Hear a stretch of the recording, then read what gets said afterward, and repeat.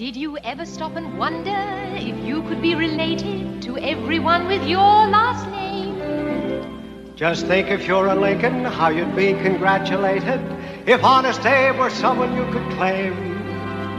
To clear up any mystery, just check your family history. Genealogy's the name of the game. Now some ancestors you'll find you want to hide, but most of them will fill your heart with pride. Oh, your family tree, your family tree. Check your genealogy, find who was who and how who came to be. On your family tree. Welcome to the Genealogy Radio Show, the radio show that's keeping you in the loop.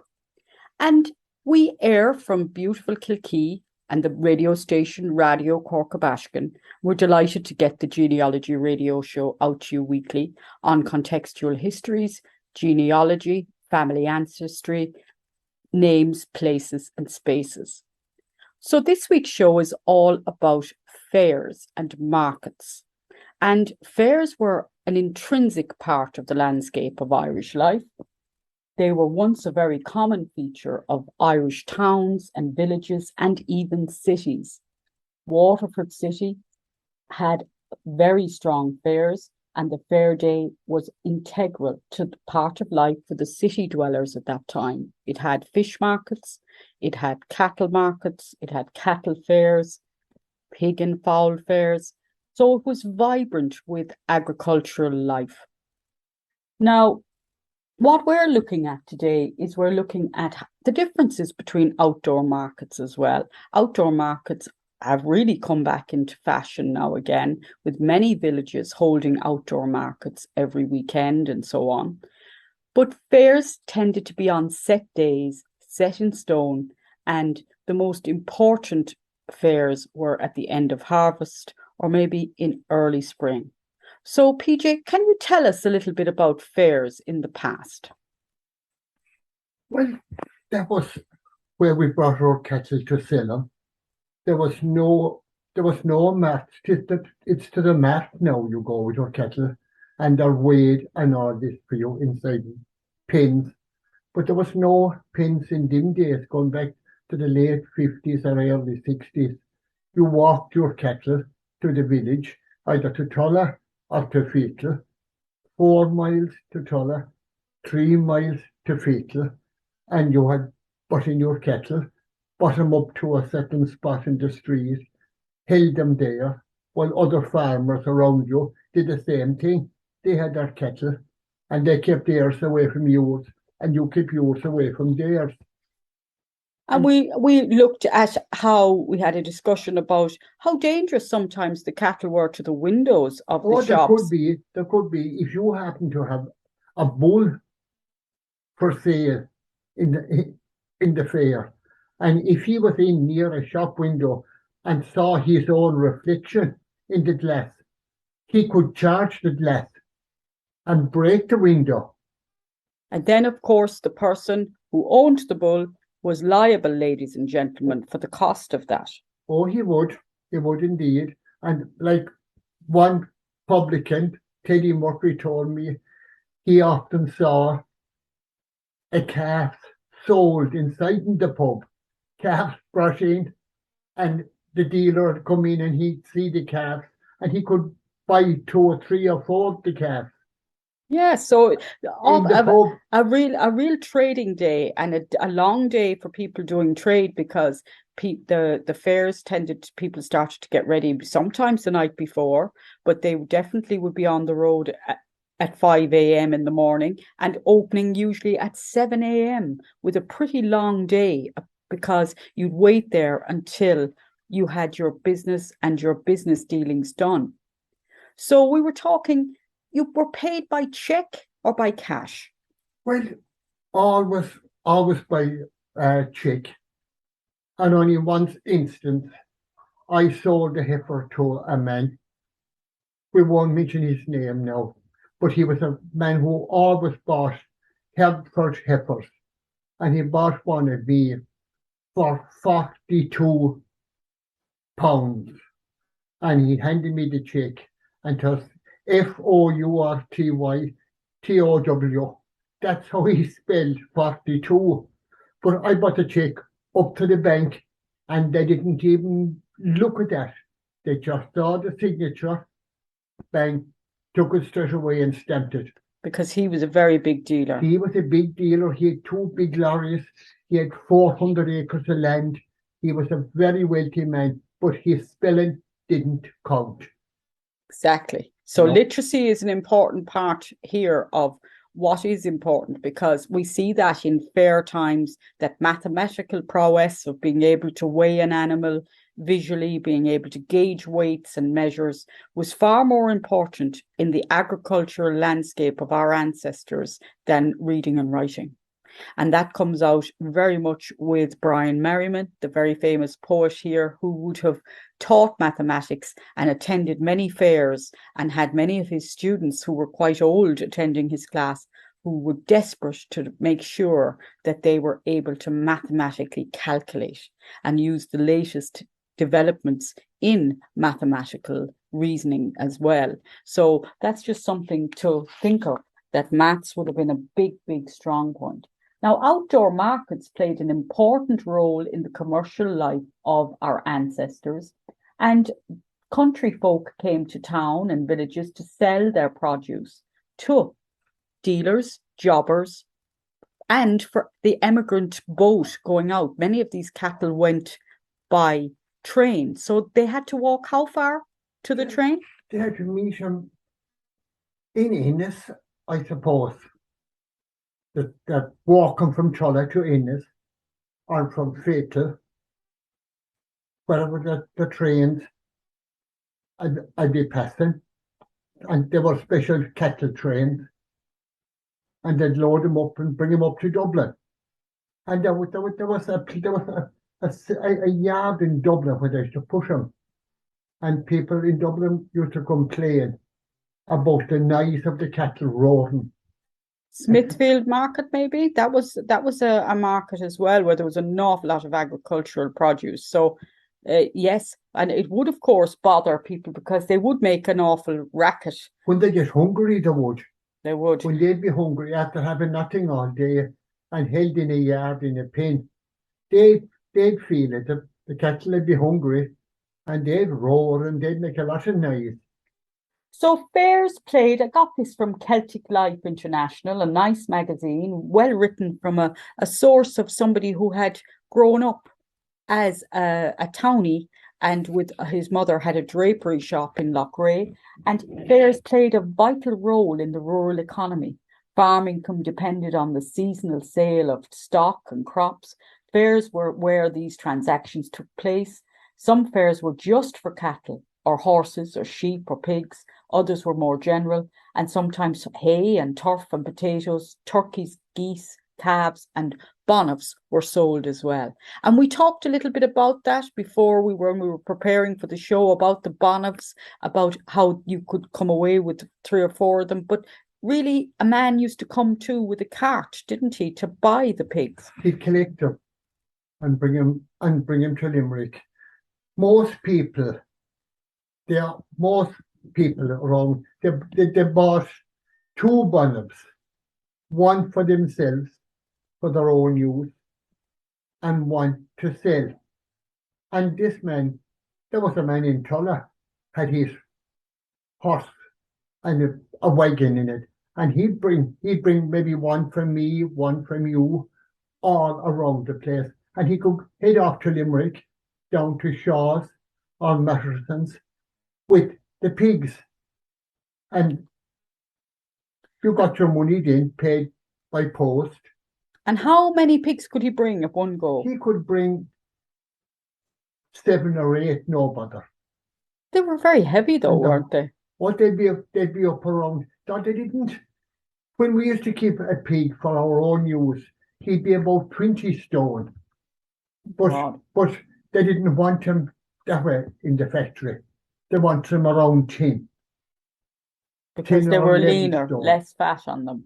That would be. So important to look at how fairs played such a vital role in the rural Irish economy, and your income depended on the fairs, didn't it? Sure, annually. You had nothing else. You had to pay the rent, the rates in your bit of land. You had to pay these, and your income was only from your cattle, the full cattle you had sold. And you might have maybe 6 or 7 cattle, and you wanted to get the most you could for them.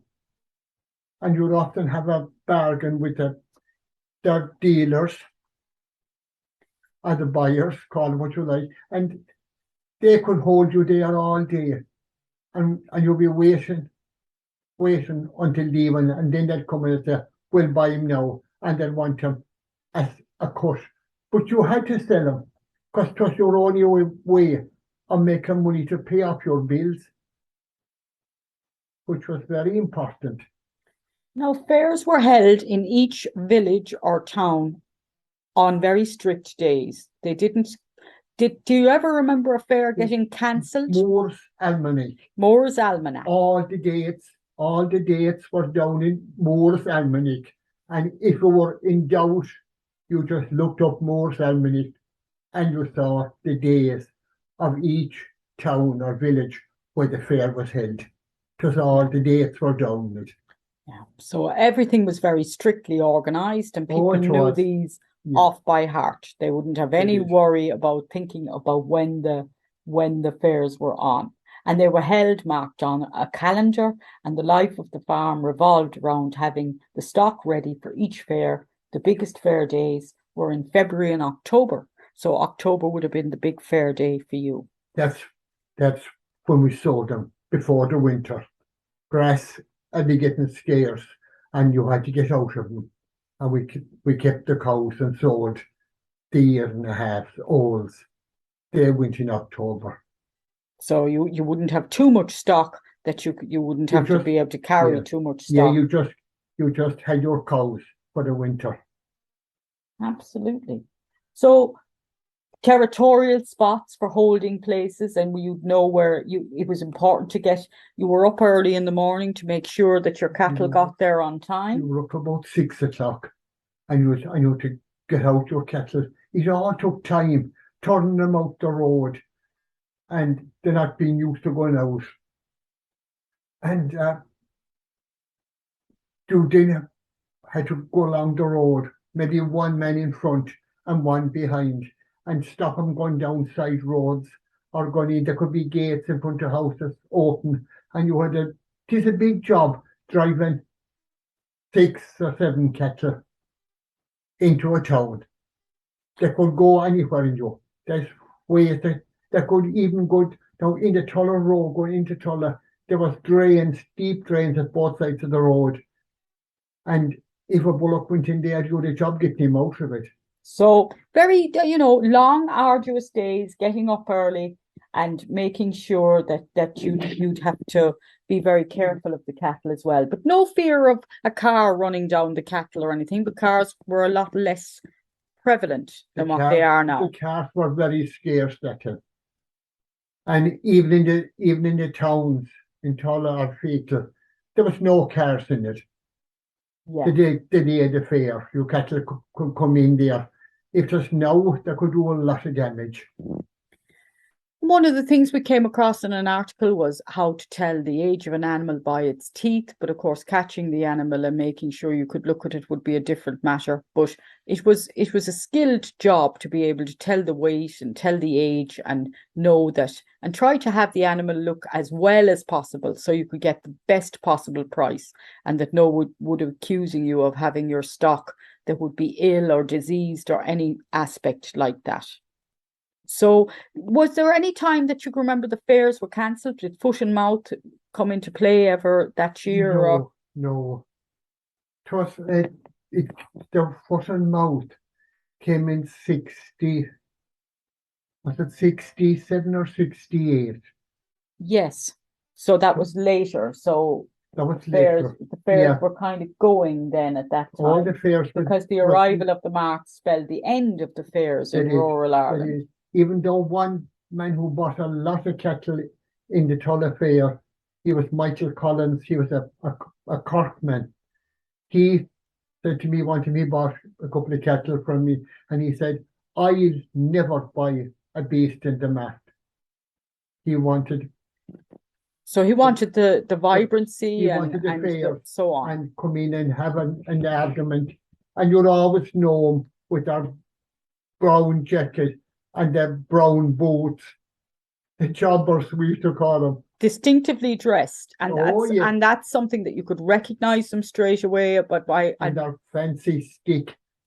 Yes, so they were very distinct and very, very evident by who they were at this time. And good judges of cattle. They'd know the weight of a beast, no bother.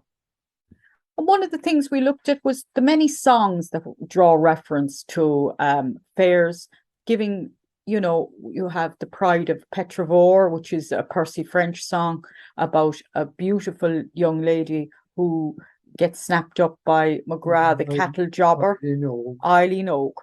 And that gives you the whole context of what's happening on these busy fair days, where they're a milieu of interchange between farmer and dealer and trader, and an intersection between the country life and the town life, and the vibrancy and the interchange between both. So it wasn't divorced. Many people had an agricultural link that lived in the cities and the villages and the towns. They weren't divorced from it.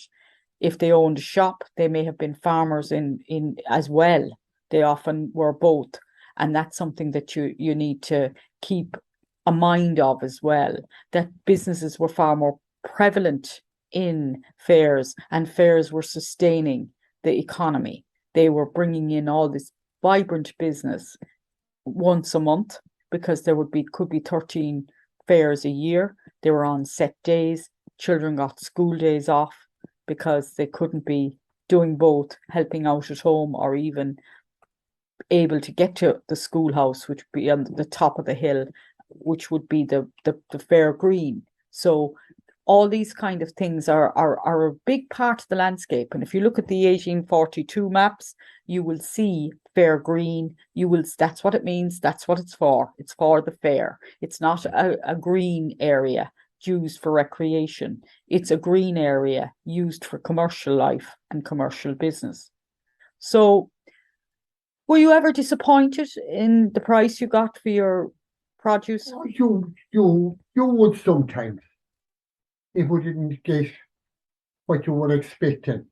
If the year was bad and if the was bad and feed scarce for cattle, and you had to sell them because you hadn't enough of hay for them, and bring them in then maybe, and the buyers mightn't have that much feeding either, but they'd always buy a few to graze that. They usually had a lot of land. They were big farmers, and they'd come in and they'd buy them off you. And you could be disappointed. Just to note that the cattle that the jobbers and the drovers were driving were being driven to England, were going over on the boat like the people, emigrating, and being sold in markets and fairs in England and feeding other people in other countries. So it belonged to the fabric of a colonial past, very much, but they were boarding them on boats, they were boarding them on docks. Livestock was being exported as livestock. Yeah. And so anything we look at historically with cattle wars and so on in the 1930s was very, very significant, given the fact that the trade was there. So when you're looking in your 1901 and 1911 census, be sure and look at occupation and see if they had anything to do with the fairs and dealing in cattle jobbers and bits and pieces, because it opens up a wealth of meaning to what your ancestors did, where they went, and how they lived on a daily basis. So thank you, PJ, for your time today. Okay. And that's all for our show today. Our show is podcast out, and you can pick it up on Sunday and as a repeat, and also on YouTube. We have it aired out as well, and on Mixcloud. So thank you very much for listening. Did you ever stop and wonder if you could be related to everyone with your last name? Just think if you're a Lincoln, how you'd be congratulated if Honest Abe were someone you could claim.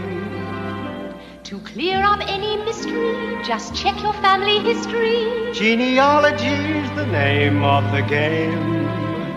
Now some ancestors you'll find you want to hide, but most of them will fill your heart with pride. Oh, your family tree, your family tree. Check your genealogy, find who was who and how who came to be. On your family tree.